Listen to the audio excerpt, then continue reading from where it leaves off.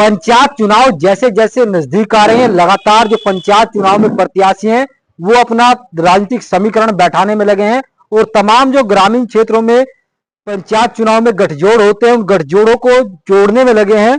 ऐसे में इस वक्त तमाम लोग ग्राम पंचायत चुनाव को लेकर बैठे हुए हैं और यहाँ पंचायत चुनाव को लेकर जो प्रत्याशी हैं उनके साथ चर्चा करते नजर आ रहे हैं। वहीं बता दें जैसे जैसे चुनाव है वो नजदीक आ रहे हैं, ठीक उसी तरह लगातार जो पंचायत चुनाव की सक्रियता है वो भी बढ़ती जा रही है।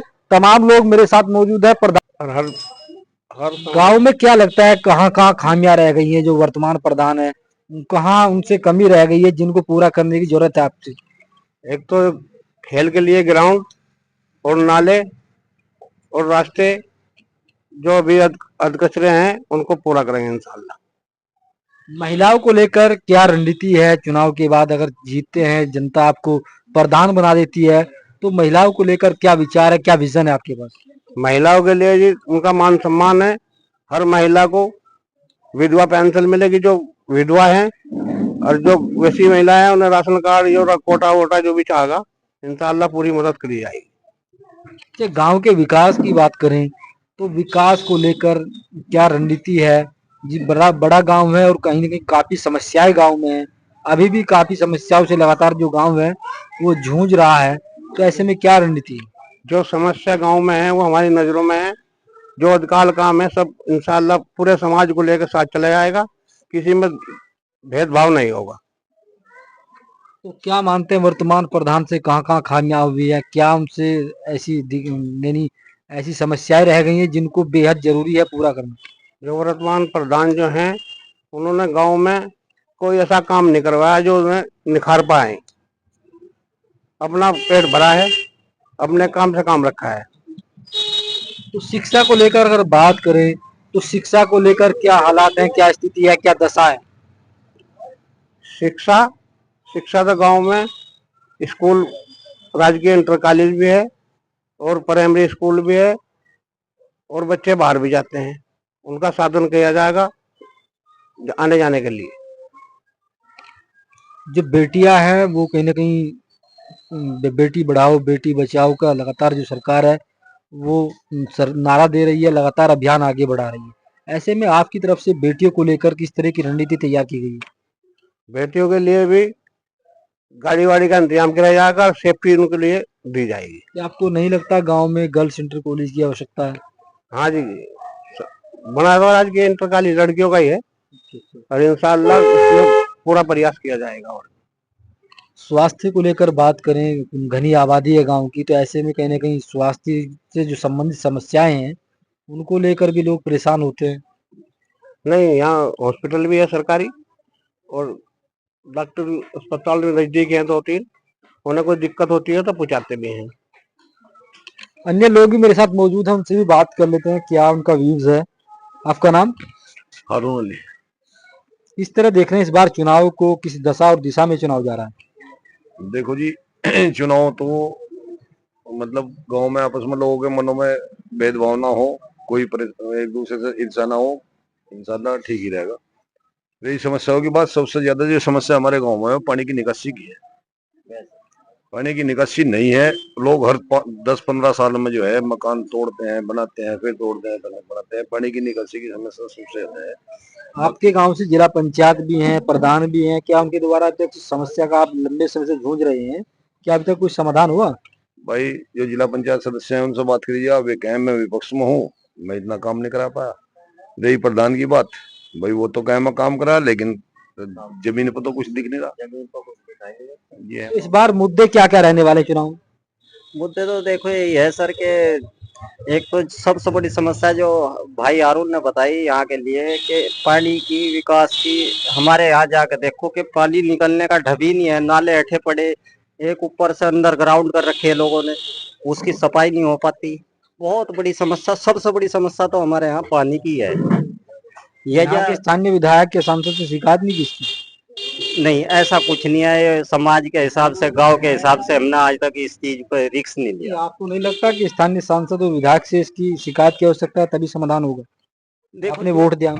देखो जो हुआ अब तक वो तो हो गया, आने वाले वक्त में जो भी होगा युवा, जो भी युवा होगा वो हमारे हिसाब का होगा, वो कोई सी भी तरीके से हो कि सारे युवा ही है उसे हम पकड़ेंगे अभी। इस बार चुनाव में मुद्दे क्या क्या देख रहे हैं? चुनाव में तो मुद्दे बहुत हैं इस गाँव में। क्या क्या मुद्दे हैं? एक तो हमारे गांव में पानी की सबसे बड़ी समस्या है कि पानी क्रॉस नहीं हो पा रहा। ये सबसे बड़ी समस्या है, इसको हम कैसे ना कैसे सोल्व कर पाएंगे। अभी पीछे से बनता हुआ आ रहा है, अगर नहीं बनेगा तो हम इसके लिए कोई मशीनरी लेके आएंगे कि बगैर उठाओ उसको पानी निकाल लेंगे इसका। ये पानी की समस्या बनी क्यों है? बनी है क्योंकि हमारा यहाँ सामने रोड पे जो नाला बनाया है वो क्रॉसिंग नहीं है, वो इधर में काट दिया, वहां पे निकासी नहीं है, वहां पे उसको रोक दिया, इसलिए पानी में दिक्कत आती है थोड़ी सी। सीधा रोड उतारे, अगर सीधा निकल जाए नाला, दोनों नदी में पड़ जाए तो कोई दिक्कत खत्म हो जाएगी हमारी। तो अन्य लोग भी हमारे साथ मौजूद हैं, उनसे बातचीत कर लेते हैं। आपका नाम? यूसुफ। किस तरह देख रहे हैं पंचायत चुनाव को? तारीख बेहद नजदीक है, किस तरह की तैयारी लोगों के बीच देखी जा रही है? ये तो ठीक है जी, बाकी 25 साल से गाँव अनादि है, कोई प्रधान मिल रहा है यहाँ, कोई कुछ नहीं करता, सीधी सी बात है। ठीक है, ये तो अनाथ गाँव है, पुलिस चौकी भी सारी चीज यहाँ लूट है, सब बिना पैसे कुछ नहीं होता यहाँ। अब जो आप सोच रहे कि लियाकत भाई हमें उम्मीदवार आ रहे हैं, देखो इन्हें सफल कर दे, ऊपर लेगा करिश्मा है साहब, नहीं तो यहाँ पे कोई सफलता नहीं है गांव में। 20 साल के बाद मकान उभारने पड़े जी, 5-4 लाख रुपए बर्बाद हुए हैं, जो कमाई है इसी में है, नहीं तो कुछ नहीं है, सब बर्बादी का ही है मामला, कोई समाधान नहीं। लगातार ग्राम प्रधान आए, जो योजनाएं होती हैं उनके प्रधान बनते हैं जी सांसद यहाँ से चुने जाते हैं, विधायक होते हैं, जी, ब्लॉक प्रमुख होते हैं, क्या अभी तक वो भी समस्या का समाधान नहीं करा पाए? सोते हैं सब, कोई नहीं सुनता यहाँ, प्रधान कोई नहीं सुनता जी, आना आते हो 20-25 साल से गाँव। क्या चुनाव में इस बार पानी निकासी का मुद्दा सबसे अहम रहने वाला है? देखो लियाकत भाई कह रहे हैं मशीनगिरी लाने को, और काम भी कर रहे हैं, सफाई भी करा रहे हैं, हॉस्पिटल में गाड़ी भी चला रखी है, मेरे भाई ने बतेरी बात कर रहा है, देखो ऊपर वाला उसकी सुन ले तो ठीक है, उम्मीद है हमें कि अच्छा काम करेगा।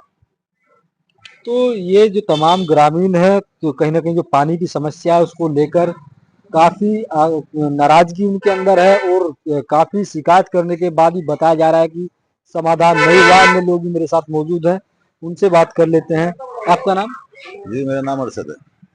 अरशद भाई, कहाँ दिक्कत आ रही है गाँव में?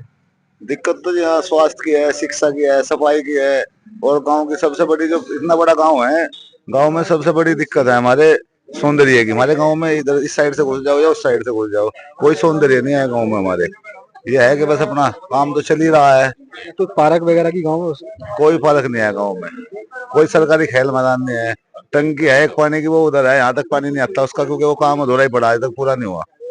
चालू भी हुई थी वो सब, न गलियों में ही भरा रहा था पानी। और अब जाए लियाकत भाई से उम्मीद है, देखा जी अगर करेंगे काम तो, वादा तो इन्होंने कर भी रहे, सफाई वफाई का भी बहुत काम कर दिया, वैसे भी गरीबों की भी बहुत हेल्प हो रही, और बाकी जो भी काम आता रहेगा छोटा मोटा जो इंसानियत के स्तर से है वो करेंगे।